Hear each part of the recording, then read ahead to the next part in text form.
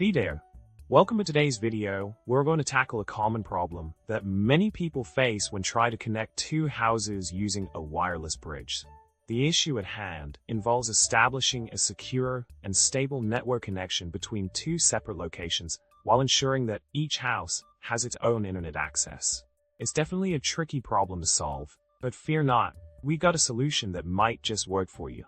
In the solution provided, we address the concern of exposing the wireless bridge to the internet without a firewall.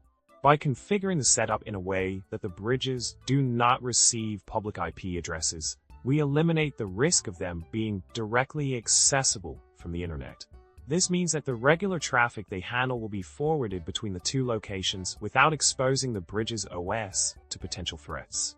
Additionally, setting up static IP addresses for the bridges on a private subnet ensures further network separation and security.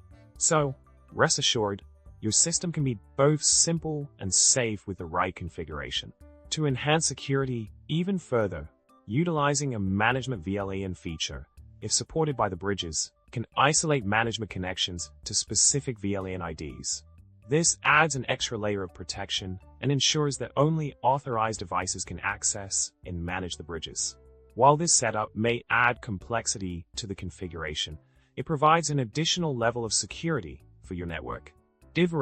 By following these steps, you can achieve a stable and secure network connection between two houses without compromising on safety. In summary, by carefully configuring your network setup with the provided solutions, you can create a reliable and secure connection between two separate houses. Remember to prioritize network separation, security measures, and simplicity in your setup for the best results. Thanks for watching, and if you found this video helpful, don't forget to subscribe, like, and leave a comment below. Until next time, stay connected and stay safe.